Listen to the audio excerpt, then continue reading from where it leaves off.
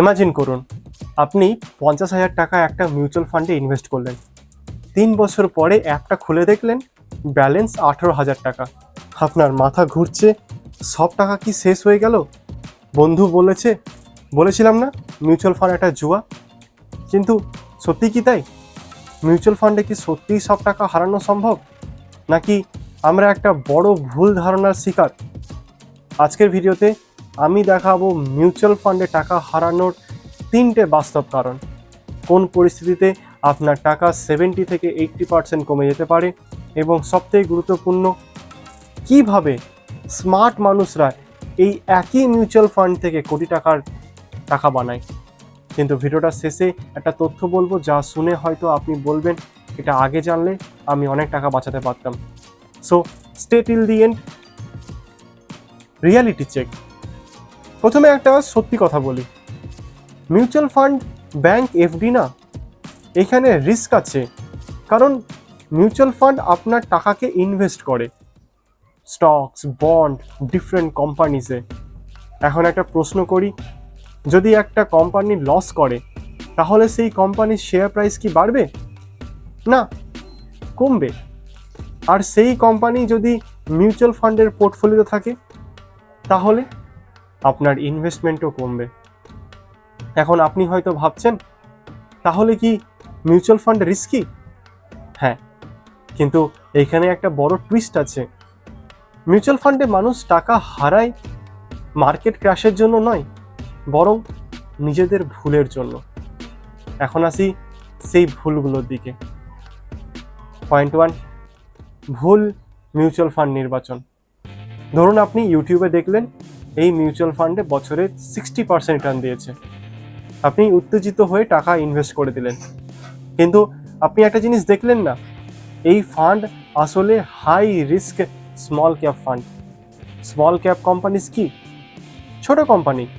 এগুলো গ্রো করতে পারে খুব দ্রুত, কিন্তু ক্র্যাশও করতে পারে খুব দ্রুত। 2020 থেকে 2022-এর মধ্যে অনেক স্মল ক্যাপ মিউচুয়াল ফান্ডে মানুষ 40 থেকে 50% পর্যন্ত লস দেখেছে। ইমাজিন করুন, 1 লাখ টাকা ইনভেস্ট করলেন, ভ্যালু হয়ে গেল 55,000। এই সময় বেশিরভাগ মানুষ কি করে জানেন? প্যানিক সেল, এবং তখনই রিয়েল লস লক হয়ে যায়। কিন্তু এখানেই একটা ইন্টারেস্টিং প্রশ্ন আছে, যদি আপনি সেল না করতেন, তাহলে কি হতো? এই প্রশ্নের উত্তর আছে পরের পয়েন্টে। প্যানিক সেলিং সব থেকে বড় ভুল। মার্কেট ক্র্যাশ হলে নিউজ চ্যানেল কি বলে?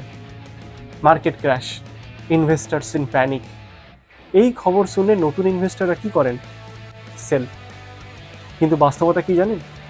ধরুন 2020 প্যান্ডেমিক ক্র্যাশে অনেক মিউচুয়াল ফান্ডের 30 থেকে 40% ডাউন হয়েছিল। অনেকে ভয়ে সেল করেছিল, কিন্তু যারা হোল্ড করেছিল, 1 বছরের মধ্যে মার্কেট নতুন হাই বানায়। এখন একটা প্রশ্ন করি, ধরুন আপনি প্যানিক করে সেল করলেন, মার্কেট রিকভার করলো, তাহলে লাভটা কে পেল? স্মার্ট ইনভেস্টার্সরা। তাই মনে রাখবেন, মিউচুয়াল ফান্ডের সব থেকে ডেঞ্জারাস এনিমি হলো মার্কেট না, আপনার ইমোশনস। কিন্তু একটা আরও বড় বিপদ আছে, যেটা বেশিরভাগ মানুষ বুঝতেই পারে না, শর্ট টার্ম ইনভেস্টমেন্ট ট্র্যাপ। অনেক নতুন ইনভেস্টাররা ভাবে 6 মাসে ইনভেস্ট করব, তারপর প্রফিট তুলে নেব। কিন্তু মিউচুয়াল ফান্ড শর্ট টার্মে গেম না। মিউচুয়াল ফান্ড ডিজাইন করা হয়েছে 5 থেকে 10 বছরের ওয়েলথ বিল্ডের ক্রিয়েশনের জন্য। স্টক মার্কেট শর্ট টার্মে আনপ্রেডিক্টেবল। আজ মার্কেট আপ তো কাল মার্কেট ডাউন, কিন্তু লং টার্মে মার্কেট ট্রেন্ড আপওয়ার্ডস। এখন একটা শকিং ফ্যাক্ট বলি, ইন্ডিয়ার স্টক মার্কেটের লাস্ট 20 ইয়ার্সে অ্যাভারেজ 12 থেকে 14% রিটার্ন দিয়েছে, কিন্তু বেশিরভাগ রিটেল ইনভেস্টর রিটার্ন পায় মাত্র 3 থেকে 4%। কেন? কারণ তারা ভুল সময়ে বাই করে, ভুল সময়ে সেল করে। এখন প্রশ্ন হলো, তাহলে মিউচুয়াল ফান্ডে সেফভাবে ইনভেস্ট করা সঠিক উপায়টা কি? এখানে আসি game changer strategy, SIP strategy, smart ইনভেস্টারদের সিক্রেট। স্মার্ট ইনভেস্টাররা একটা সিম্পল ট্রিক ইউজ করে, এসআইপি, সিস্টেমিক ইনভেস্টমেন্ট প্ল্যান। এসআইপিতে আপনি একেবারে বড় টাকা ইনভেস্ট করেন না, বরং প্রতি মাসে ইনভেস্ট করেন। ধরুন 1,000 টাকা পার মান্থে। মার্কেট আপ হলে কিছু ইউনিট কিনবেন, মার্কেট ডাউন হলে আরও বেশি ইউনিট কিনবেন। একটা পাওয়ারফুল এফেক্ট ক্রিয়েট করে rupee cost averaging. Result, market volatility আপনার ফ্রেন্ড হয়ে যায়। এখন একটা এক্সাম্পল, 2,000 টাকা মাসে এসআইপি 15 বছরে, অ্যাভারেজ 12% রিটার্ন, ফাইনাল ভ্যালু হতে পারে প্রায় 10 লাখ। কিন্তু এখানে একটা মিস্টেক মানুষ করে, যেটা আপনার প্রফিটকে অর্ধেক কমিয়ে দিতে পারে, high expense ratio. Mutual fund কিন্তু ফ্রি না, ফান্ড হাউসের একটা ফি নেয়, এটাকে বলে এক্সপেন্স রেশিও। যদি এক্সপেন্স রেশিও বেশি হয় তাহলে আপনার রিটার্ন কমে যায়। এক্সাম্পল দিচ্ছি একটা, 12% রিটার্ন দেয় ফান্ডের একটা এক্সপেন্স রেশিও যদি 2% হয় তাহলে আপনি অ্যাকচুয়াল রিটার্ন পেলেন 10%। লং টার্মে এই ডিফারেন্স ইনর্মাস। 20 বছরে এটা আপনার প্রফিট লাখ লাখ পর্যন্ত কমে দিতে পারে। তাই স্মার্ট ইনভেস্টাররা সবসময় চুজ করে low cost fund, index fund, direct plans. কিন্তু এখন সবথেকে বড় গুরুত্বপূর্ণ প্রশ্ন, ফাইনাল ট্রুথ, তাহলে কি মিউচুয়াল ফান্ডে সব টাকা হারানো সম্ভব?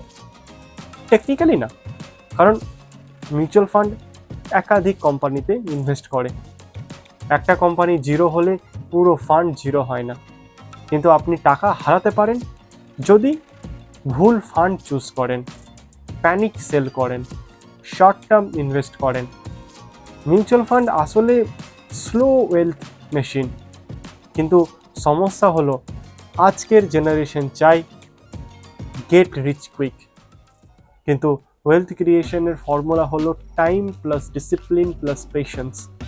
এখন একটা প্রশ্ন রেখে দিয়ে ভিডিওটাকে শেষ করছি, যদি আমি দেখাই মাসে মাত্র 5,000 টাকা ইনভেস্ট করে কিভাবে 1 কোটি টাকা তৈরি করা সম্ভব, তাহলে কি আপনি জানতে চান? তাহলে কমেন্টে করুন ক্রোর প্ল্যান, আর সেই ভিডিওটা আমি নেক্সটে আপলোড করে এক্সপ্লেন করে দেব। দেখা হবে পরের ভিডিওতে, ততক্ষণের জন্য কিপ ইনভেস্টিং। ধন্যবাদ।